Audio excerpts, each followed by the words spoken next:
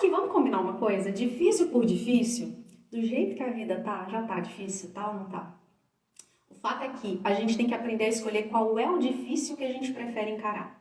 Se a gente prefere ficar no difícil que nos trava, que nos coloca ali num ponto de escassez, e aí eu tô falando de todos os tipos de escassez, escassez no relacionamento, escassez financeira, escassez na nossa autorrealização, escassez até espiritual, às vezes, que a gente não consegue, às vezes, nem entrar mais num processo de relaxamento a ponto de se sentir conectada, né? A gente tem que escolher se vai ser esse difícil aí ou se vai ser um difícil que te coloque em ação, que te traz para a abundância, que te traz para a leveza, que te traz para a construção da vida nos termos que você realmente deseja viver.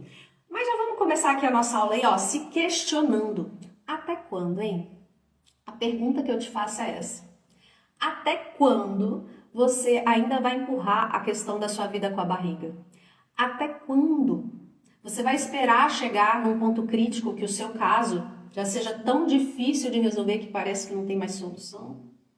Até quando você vai tentar se convencer de que é normal passar os seus dias insatisfeita, frustrada por não estar vivendo a vida que você idealizou? Até quando você vai continuar fingindo que está tudo bem? E vai continuar criando situações aí e dando desculpas para fugir de enfrentar as conversas importantes que você precisa ter, as responsabilidades que você precisa assumir para te levar para uma vida de mais prosperidade, de relacionamentos melhores e de autorrealização. Até quando? Me conta. E eu sei, calma, eu sei que você não faz isso de forma consciente, né? Ninguém quer viver essas coisas. Mas tem travas aqui, ó, travas internas em nós que nos seguram, que nos aprisionam e nos atrapalham de romper e viver aquilo que a gente realmente gostaria. E essas travas precisam vir à luz, né? E hoje a gente vai colocar essas travas na luz, para que a gente tenha clareza de perceber o que exatamente está acontecendo aí por dentro, para que a gente possa então, ó, virar esse jogo. Tem um fator crucial que rege tudo que acontece na nossa vida e que eu preciso que você compreenda para a sua história de verdade mudar. Tudo que nós focamos, pensamento, presta atenção nisso, tudo que a gente foca o pensamento se transforma em emoção dentro de nós. E essa emoção tem consequências, tem desdobramentos físicos, né? Quando a gente está enfrentando situações difíceis, a gente faz o quê? Volta e meia a gente fica remoendo aquilo ali que está acontecendo. Volta e meia a gente está pensando na dificuldade, naquele ponto do problema, na circunstância. É ou não é? O problema é que, de um lado aqui, quando você pensa nos seus problemas, nas suas circunstâncias, naquilo que está te afetando aí negativamente, você está sem querer, querendo, como diz o Chaves, amplificando o impacto dessas coisas sobre você. Porque cada vez que você pensa no problema, cada vez que você pensa na situação que te incomoda, você gera dentro de você emoções de retração, emoções que vão desencadear no seu organismo estresse, ansiedade, nervosismo, reações às vezes, né, descontroladas sem pensar direito. Percebe? Isso acontece sempre que a gente foca pensamento, estar com uma emoção que desemboca em algo físico. Aí lá no outro extremo, se você fingir só que os seus problemas não existem, se você começar a querer viver de namastê e gratiluz, né? Olhar, enfim, abafar o caso, como dizem, vai se tornar um otimismo burro, tóxico, que só vai mascarar o seu problema e não vai resolver também, você concorda? Então, afinal de contas, o que é preciso fazer quando tem uma questão acontecendo? A gente precisa trazer essa questão para a consciência. A gente precisa dar clareza para a mente sobre o que se trata. A gente precisa buscar compreensão sobre como isso te afeta e sobre como isso pode ser resolvido.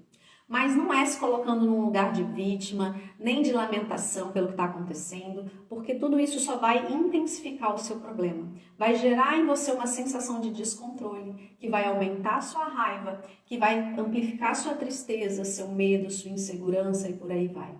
O lugar né, que a gente tem que olhar, de onde a gente tem que olhar as nossas questões difíceis, os nossos problemas, é de um lugar aqui, ó, afastado, um lugar de observador.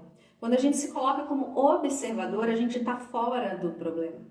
E aí os impactos emocionais mudam, porque quando você está observando de fora, é igual dar pitaco na vida do outro, né? É muito mais fácil a gente enxergar a solução para o problema alheio do que a gente enxergar do nosso próprio problema.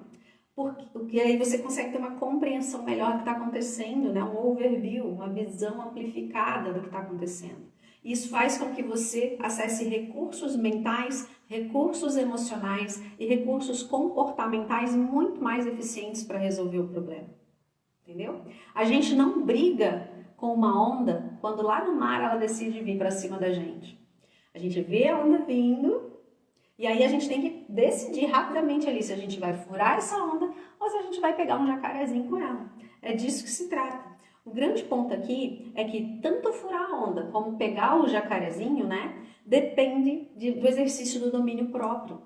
E o domínio próprio só funciona quando você está nesse lugar do overview, quando você está vendo a situação sem se deixar influenciar por ela. O domínio próprio vai fazer você entender como a sua mente funciona e vai colocar essa sua mente para trabalhar finalmente a seu favor. Quando a gente não tem domínio próprio, o que acontece é que a gente fica tonto ali diante da onda, meio perdido sem saber o que fazer e acaba levando um caldo. A gente é jogado na praia e rala um joelho na areia. É o que acontece com os nossos problemas. Quando a gente não consegue observá-los com dominância sobre as nossas emoções, sobre os nossos pensamentos para resolver aquilo, a gente leva caldo dos problemas, certo? O domínio próprio ele vem de um lugar de autoconhecimento. E esse lugar do autoconhecimento é o lugar mais obscuro para todas nós. Porque a grande verdade é que a gente tem medo de se encarar de frente. E a gente tem medo de olhar para dentro de nós e enxergar as nossas sombras, nossos predadores internos. Os nossos predadores internos, eles não são monstros. Eles são os nossos traços de contração. São as nossas tendências para a autossabotagem. Eu nem vou chamar de defeito, porque não é defeito. São só traços mesmo na nossa personalidade. Mas quando esses traços eles são incompreendidos por nós, eles dificultam o nosso agir. Eles dificultam o nosso bem-estar. Eles dificultam a nossa evolução. E aí, consequentemente, dificultam a nossa prosperidade nas várias áreas da vida. Mas, como eu gosto de dizer, nossos predadores são covardes. Eles só agem quando a gente está de costas, quando eles não estão sendo vistos, né? Ali por debaixo dos panos mesmo. Quando a gente flagra eles perdem a potência totalmente. A gente passa a dominar sobre eles. E daí vem o termo, né, do domínio próprio. O domínio próprio é quando você domina sobre si mesmo, sobre os seus próprios traços de contração, que são aqueles que fazem você ter emoções e ações e comportamentos negativos. Percebe? E é por isso que não adianta você ficar brigando com as suas circunstâncias. Precisa entender de uma vez por todas que brigar com o problema não é o que vai resolver ele, não é ficar repetindo, batendo de frente, não é nada disso. Cada vez que você briga com a sua circunstância, com o seu problema, você só repete mais e mais desse mesmo tipo de problema e de circunstância na sua vida, porque você está treinando o seu cérebro para repetir esse mesmo padrão. E aí você vai repetir padrões de escolha e de comportamentos que você viveu na sua infância, que você viveu na sua juventude, e até mesmo certos padrões de emoção e comportamentos que você herdou aí das gerações anteriores, né? E que você tem dentro do seu DNA e nem faz ideia disso, mas esse é assunto para um outro momento, para uma outra aula mais aprofundada. Mas você vai repetir os padrões, sejam eles bons ou ruins, esse é o fato. É assim que o nosso cérebro opera. O nosso cérebro é uma máquina de formação de padrão. Por isso que é tão crucial para todas nós conhecer de verdade nossos traços de personalidade, nossas facetas e nossas tendências de personalidade. Porque quando a gente entende as nossas inclinações, a gente consegue escolher quais as ferramentas que a gente vai usar para nos lapidar, para formar novos e melhores padrões. Percebe? Então, deixa eu explicar melhor sobre os traços e facetas de personalidade agora, para você entender direitinho na sua vida como isso se aplica. Eu acho que aqui você já vai até começar a se identificar.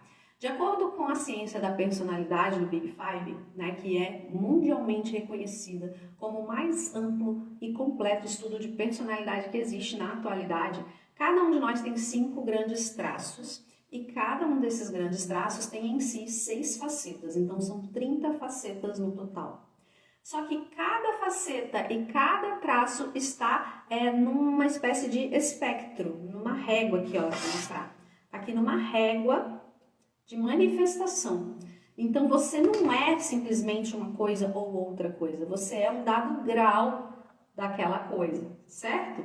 E aí quando a gente faz a análise da personalidade, a gente começa a fazer um cruzamento entre todos os níveis que você apresenta em cada traço.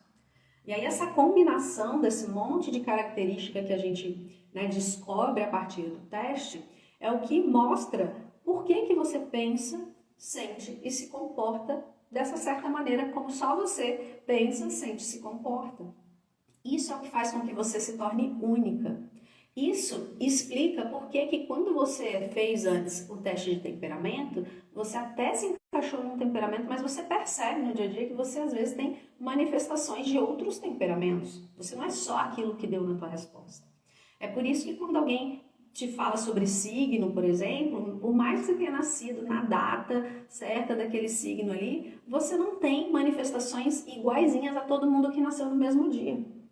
Se tiver 10 pessoas que nasceram no mesmo dia e mesma hora, vai ter 10 pessoas com comportamentos e tendências totalmente diferentes. Agora, a personalidade nos mostra que isso é quase como se fosse uma impressão digital ali, porque a combinação ela é tão ampla que vai ser muito difícil uma outra pessoa ter a mesma combinação que você, próximo a você. Mas vamos entender os 5 traços principais aqui para ver se você se identifica um pouco em algum deles. O primeiro traço é a extroversão. As características da extroversão, elas trazem sociabilidade, entusiasmo, energia, são pessoas movidas por novidade, movimento, né?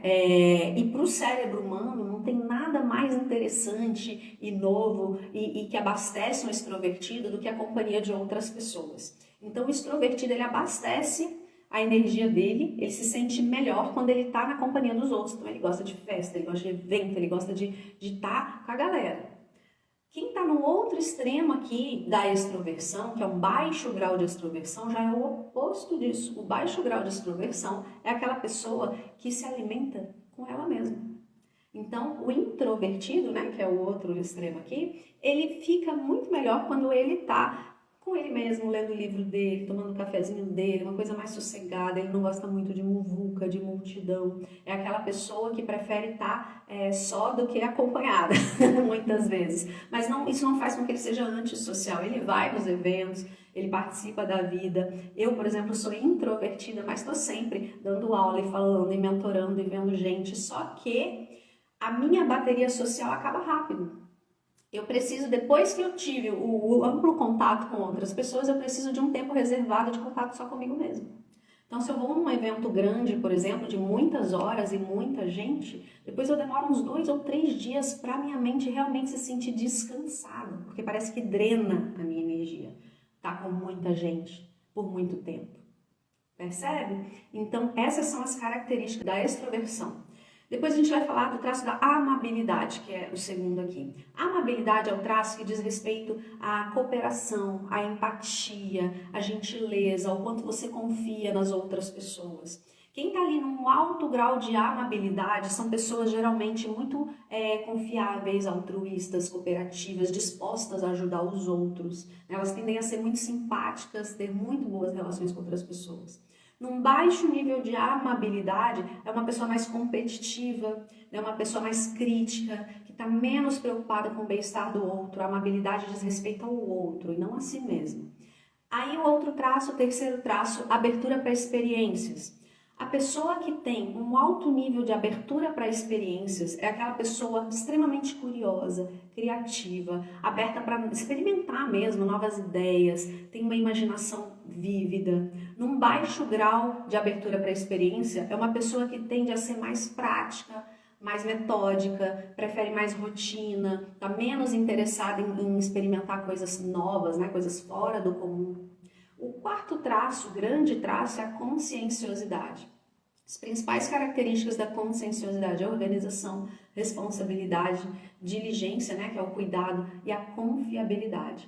Num alto grau de conscienciosidade, é uma pessoa muito organizada, muito autoeficaz, disciplinada, meticulosa, ela não precisa que ninguém fique mandando ela fazer as coisas. Num baixo nível de conscienciosidade, já é uma pessoa mais impulsiva, desorganizada, mais descuidada, é aquela pessoa que começa e não termina. Então, nesse aspecto, ela é menos confiável para levar as coisas até o final.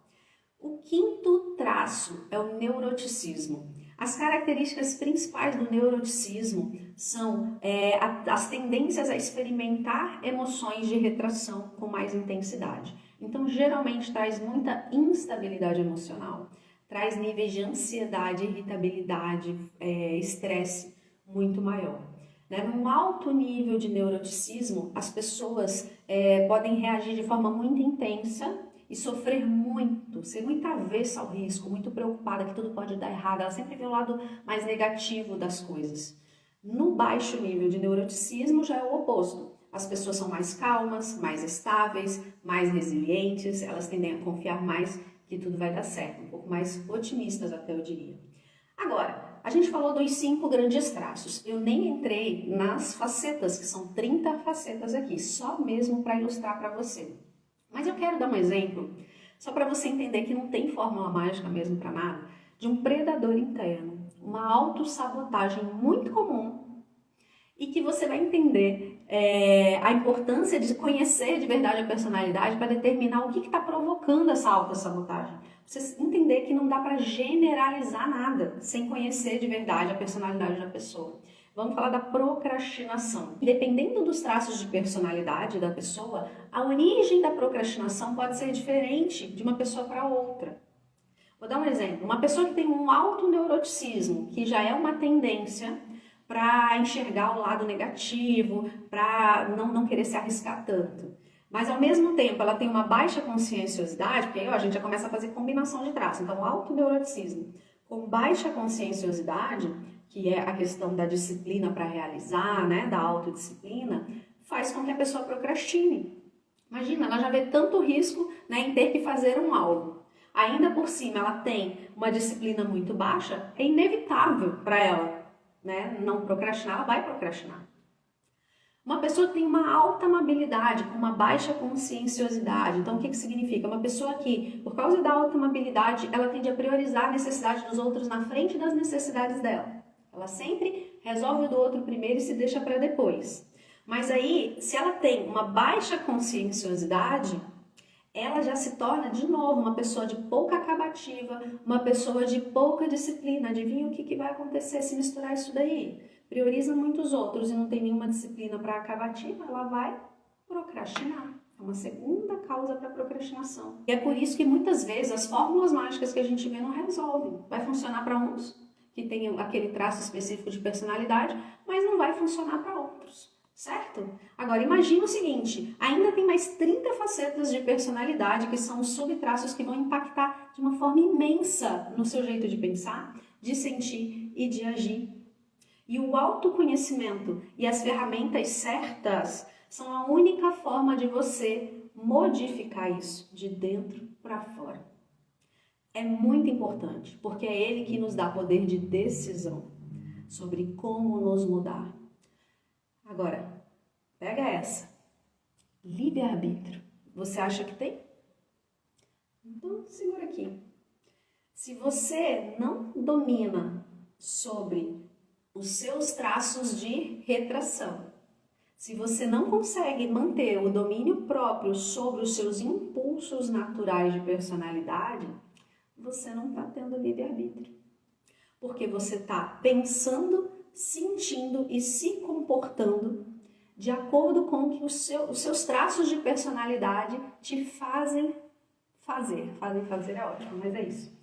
Entende? Se você quer de verdade ser livre para construir a vida nos seus moldes, para exercitar a construção da sua vida da forma como você idealiza, você precisa entender como a sua personalidade funciona, observar os seus traços de retração, né? Quem são os seus predadores internos, aqueles que te fazem se sabotar, E só aí então você vai parar de agir no piloto automático e vai começar a agir na direção desse sonho de vida que você está construindo. Entendeu? Então é uma ilusão, uma doce ilusão, acreditar que todo mundo está no pleno exercício do livre-arbítrio. Você até tem a possibilidade de escolha, só que a sua tendência natural vai te conduzir a escolher, muitas vezes, pensar, sentir e agir como você não quer. E é por isso que você repete os padrões negativos. É por isso que você repete o cometimento de, às vezes, alguns erros na sua vida que te impactam ou impactam outras pessoas à sua volta. É por isso que, às vezes, você está presa numa armadilha emocional, numa armadilha mental que não te faz bem. Então, se tem algum ponto na sua vida que você sente que precisa melhorar, que você precisa trabalhar emocionalmente, ou fisicamente, ou espiritualmente, em todas as áreas, é fundamental que você mergulhe nesse autoconhecimento. Porque é só sabendo ler ali o seu manual de instruções inconsciente que você vai conseguir modificar tudo ao seu redor para viver a vida da forma como você realmente quer.